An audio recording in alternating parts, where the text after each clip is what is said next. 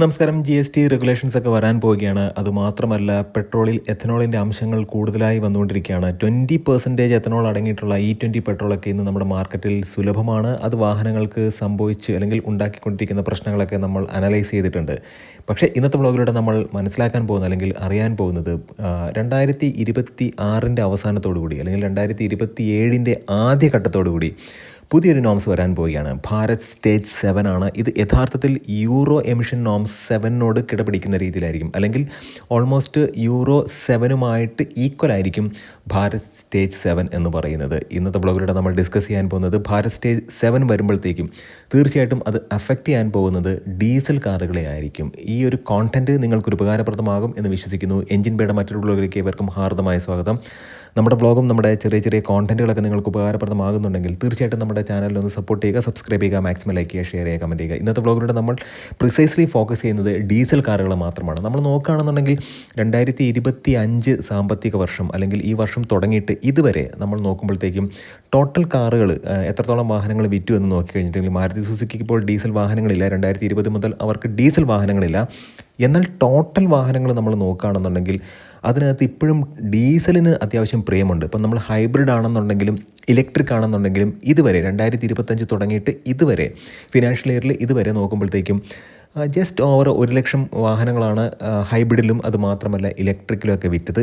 എന്നാൽ ഡീസലിലേക്ക് നമ്മൾ നോക്കുമ്പോഴത്തേക്കും ഇപ്പോഴും ഡീസലിന് കാര്യമായിട്ടുള്ള ജനപ്രീതിയുണ്ട്. 7,77,303 വാഹനങ്ങൾ ടോട്ടലായിട്ട് ഡീസൽ വാഹനങ്ങൾ വിറ്റിട്ടുണ്ട്. അതിൽ നമ്മൾ നോക്കുമ്പോഴത്തേക്കും മഹീന്ദ്ര ഏകദേശം 4,25,329 വാഹനങ്ങൾ, ഹ്യുണ്ടായി പിന്നിലല്ല, ഹ്യുണ്ടായി 1,07,187 വാഹനങ്ങൾ, ടാറ്റ മോട്ടോഴ്സ് 72,333 വാഹനങ്ങൾ വിറ്റിട്ടുണ്ട്, MG 4,935 വാഹനം വിറ്റിട്ടുണ്ട്. അപ്പോൾ ടോട്ടൽ നോക്കുമ്പോഴത്തേക്കും 7,77,303 വാഹനങ്ങൾ ഡീസൽ വാഹനങ്ങൾ വിറ്റിട്ടുണ്ട്. അതിനകത്ത് തന്നെ 10 SUV വാഹനങ്ങൾ വിറ്റ് കഴിഞ്ഞാൽ അതിൽ 9 ഡീസൽ വാഹനങ്ങളാണ് എന്നുള്ളത് എടുത്തു പറയേണ്ട കാര്യമാണ്.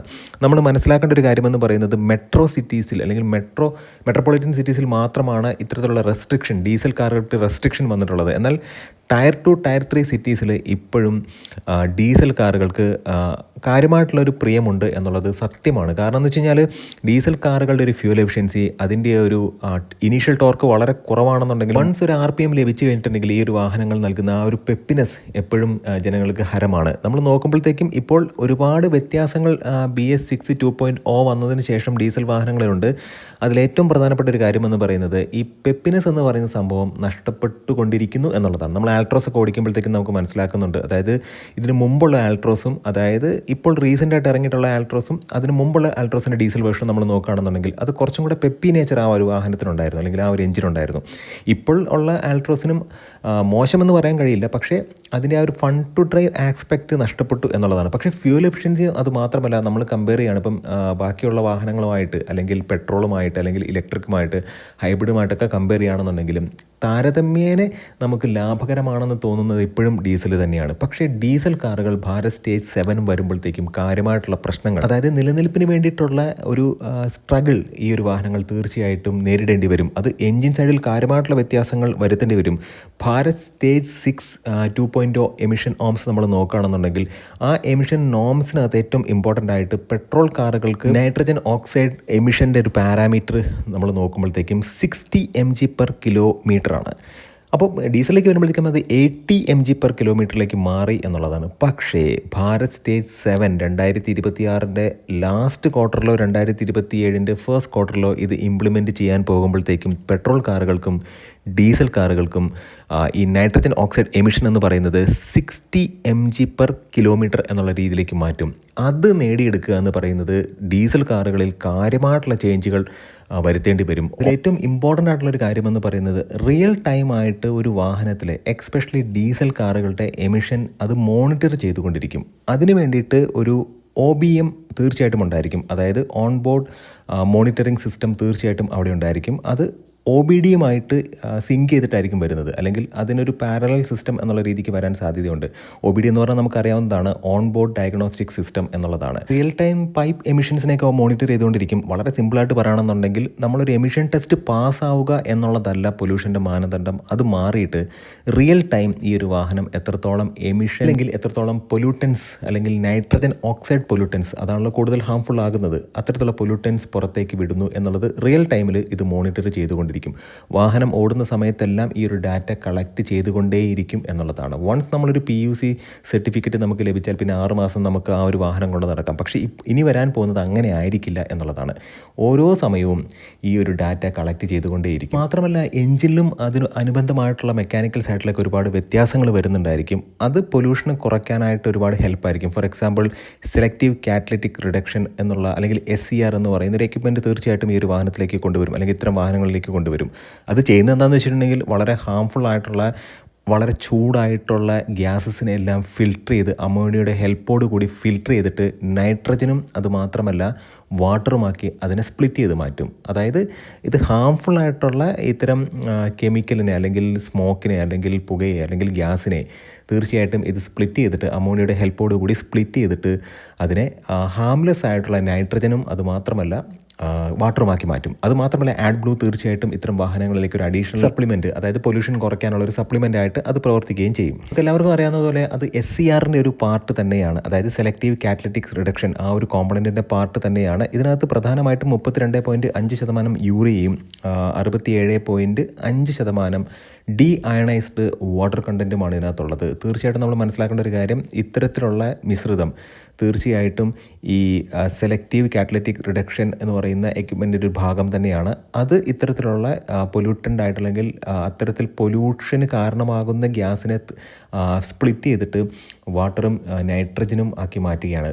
ഈ പ്രോസസ്സ് എല്ലാം സെയിം തന്നെയാണ്. അതായത് ഇത്തരത്തിലുള്ള ഹാംഫുൾ ആയിട്ടുള്ള നൈട്രജൻ ഓക്സൈഡുകളെ തീർച്ചയായിട്ടും ഹാംലെസ് ആയിട്ടുള്ള മറ്റ് കോമ്പണൻ്റ് ആക്കി മാറ്റുന്നു എന്നുള്ളതാണ്. മാത്രമല്ല ഡെഫ് നമ്മൾ യൂസ് ചെയ്യുന്നുണ്ട്. അതിൻ്റെ കൂടെ തന്നെ ഡീസൽ പർട്ടിക്കുലർ ഫിൽറ്റർ, അതായത് DPFൻ്റെ ആ ഫിൽറ്ററും നമ്മൾ യൂസ് ചെയ്യാറുണ്ട്. അത് പ്രധാനമായിട്ടും ഒരു ഫിൽറ്റർ തന്നെയാണ്. അതായത് ഇത്തരത്തിലുള്ള ഹാംഫുൾ ആയിട്ടുള്ള ഗ്യാസിനകത്തുള്ള പർട്ടിക്കുലർ മാറ്റേഴ്സിനെ അത് ക്ലോഗ് ചെയ്യുന്നു. ക്ലോഗ് ചെയ്യുക എന്ന് പറയുന്നത് അതിനെ തടഞ്ഞു നിർത്തുന്നു. കുറച്ച് കഴിയുമ്പോഴത്തേക്കും അത് ക്ലോഗ് ആവുന്നു. അത് നമ്മളൊരു RPM മെയിൻറ്റെയിൻ ചെയ്തിട്ട് വാഹനങ്ങൾ ഓടിക്കുമ്പോഴത്തേക്കും കാര്യമായിട്ടുള്ള ഹീറ്റ് എനർജി ജനറേറ്റ് ചെയ്യുകയും ഈ ഇത്തരത്തിലുള്ള ക്ലോഗ് ചെയ്തിട്ടുള്ള മെറ്റീരിയൽ ഡെബ്രിസ് എല്ലാം അങ്ങോട്ട് കരിഞ്ഞില്ലാണ്ടാവുകയും ചെയ്യുന്നു. വീണ്ടും ആ ഒരു ഫിൽറ്റർ ഇത്തരത്തിലുള്ള പ്രക്രിയയ്ക്ക് യൂസ് ചെയ്യാൻ കഴിയുകയും ചെയ്യുന്നു. ഇതാണ് സിമ്പിളായിട്ടുള്ളൊരു കാര്യം. അപ്പോൾ DPF ഇഷ്യൂസ് സാധാരണഗതിയിൽ ഇപ്പോൾ എല്ലാ വാഹനങ്ങൾക്കും വരുന്നുണ്ട്. അത് ആദ്യം കാണുമ്പോൾ നമുക്ക് അത് പാനിക്കായിട്ട് തോന്നും. എന്നാൽ പോലും അതങ്ങനെയല്ല. ഒരു ഫിൽറ്ററാണ്. അത് കുറച്ച് കഴിയുമ്പോൾ ക്ലോഗ് ആവും. അത് നമ്മൾ മനസ്സിലാക്കേണ്ട കാര്യമാണ്. അത് വളരെ സ്ലോ ആയിട്ട് വാഹനം ഓടിക്കുന്ന ആളുകൾക്കൊക്കെ അല്ലെങ്കിൽ ഹൈ സ്പീഡിൽ ഹൈ RPM ഒക്കെ മെയിൻറ്റെയിൻ ചെയ്ത് ഓടിക്കാതിരുന്നാൽ ഇത്തരം പ്രശ്നങ്ങളൊക്കെ വരാറുണ്ട്. പക്ഷേ അങ്ങനെ നോക്കുമ്പോഴത്തേക്കും നമ്മുടെ ഒരു സ്വാതന്ത്ര്യത്തിന് ഒരു കടന്നുകയറ്റം തന്നെയല്ലേ. നമ്മുടെ സ്വാതന്ത്ര്യമാണല്ലോ നമുക്ക് പതുക്കെ വാഹനം ഓടിക്കണോ അല്ലെങ്കിൽ സ്പീഡിൽ വാഹനം ഓടിക്കണമോ എന്നുള്ളത്. അതായത് ഈ DPFൻ്റെ ഇഷ്യൂ വരും എന്ന് വിചാരിച്ചുകൊണ്ട് എപ്പോഴും നമുക്ക് സ്പീഡിൽ വാഹനം ഓടിക്കാനൊന്നും കഴിയില്ലല്ലോ. തീർച്ചയായിട്ടും ഈ ഒരു 60 mg/kg എന്നുള്ള രീതിക്കുള്ള എമിഷൻ നോംസ് മീറ്റ് ചെയ്യണമെന്നുണ്ടെങ്കിൽ കാര്യമായിട്ടുള്ള റീസ്ട്രക്ചറിങ് മെക്കാനിക്കൽ സൈഡിലും എഞ്ചിൻ സൈഡിലും നടക്കേണ്ടി വരും. അത് മാത്രമല്ല ഇത്തരത്തിലുള്ള എക്യുപ്മെൻസിൻ്റെ സഹായം തീർച്ചയായിട്ടും അത് അച്ചീവ് ചെയ്യാൻ വേണ്ടി വരും. അത് മാത്രമല്ല വാഹനത്തിൻ്റെ വില കൂടും. പിന്നെ വാഹനം മെയിൻറ്റെയിൻ ചെയ്യുക എന്ന് പറയുന്നത് നിലവിലുള്ള ഡീസൽ വാഹനങ്ങൾ മെയിൻറ്റെയിൻ ചെയ്യുന്നതിനേക്കാൾ കൂടുതൽ മെയിൻ്റനൻസ് വരും. അപ്പോൾ തീർച്ചയായിട്ടും BS7 വരുമ്പോഴത്തേക്കും ഡീസൽ കാറുകളുടെ കാര്യം എന്താകുമോ എന്നുള്ളത് വലിയൊരു ആശങ്കയാണ്. ഏറ്റവും പ്രധാനപ്പെട്ട കാര്യമെന്ന് പറയുന്നത് ഡീസലിൽ വരെ ഐസോബ്യൂട്ടനോൾ കലർത്തും എന്നുള്ള വാർത്തകളാണ് വെളിയിലേക്ക് വരുന്നത്. 20% ആൽക്കഹോൾ അല്ലെങ്കിൽ എഥനോൾ ഇപ്പോൾ തീർച്ചയായിട്ടും എല്ലാ പമ്പുകളിലും അവൈലബിൾ ആണ്. E20 അവൈലബിൾ ആണ്. നമുക്ക് ലഭിച്ചുകൊണ്ടിരിക്കുന്ന പ്യുർ പെട്രോൾ എന്ന് പറയുന്നതും 10 മുതൽ 15% വരെ എഥനോൾ കലർന്ന പെട്രോളാണ്. അതുപോലെ തന്നെ ഇനി അങ്ങോട്ട് ഡീസലിലും ഐസോബ്യൂട്ടനോൾ ആഡ് ചെയ്യും എന്നാണ് ഇപ്പോൾ അറിയാൻ കഴിഞ്ഞിട്ടുള്ളത്. അങ്ങനെ വരുമ്പോഴത്തേക്കും ഡീസൽ കാറുകളുടെ വില താരതമ്യേന ഇപ്പോൾ ആൾട്രോസ് ഒക്കെ നോക്കുകയാണെന്നുണ്ടെങ്കിൽ 1.25 ലക്ഷം രൂപ വരെ ഡിഫറൻസ് തീർച്ചയായിട്ടും ഇത്തരത്തിലുള്ള BS7 മാറ്റുമ്പോഴത്തേക്കും അത്തരം കാറുകൾക്ക് വരുന്നുണ്ടായിരിക്കും. SUV പോകുമ്പോഴത്തേക്കും 2.5 ലക്ഷത്തിൻ്റെ മുകളിലേക്ക് ആ പ്രൈസ് കൂടാനുള്ള സാധ്യതയുണ്ട്. തീർച്ചയായിട്ടും അങ്ങനെ വരുമ്പോഴത്തേക്കും ആളുകൾ ഓട്ടോമാറ്റിക്കലി എന്തിലേക്ക് പോകും? കൂടുതൽ റേഞ്ച് നൽകുന്ന അല്ലെങ്കിൽ മെയിൻ്റനൻസ് ഫ്രീ ആയിട്ടുള്ള, ഇനിയിപ്പം കുറച്ച് കാലം ഓടിച്ചിട്ട് വിറ്റാൽ പോലും അതൊരു നഷ്ടമല്ല എന്ന് തോന്നുന്ന ഇലക്ട്രിക് കാറുകളിലേക്ക് പോകും. തീർച്ചയായിട്ടും ഈ ഒരു കോണ്ടന്റ് ഉപകാരപ്രദമായി എന്ന് വിശ്വസിക്കുന്നു. നല്ല ഇൻഫോർമേറ്റീവ് ആയിട്ടുള്ള വീഡിയോസുമായിട്ട് നമുക്ക് വീണ്ടും കാണാം. നിങ്ങളുടെ സ്നേഹത്തിനും സപ്പോർട്ടിനും ഒരിക്കൽ കൂടെ നന്ദി. നമസ്കാരം.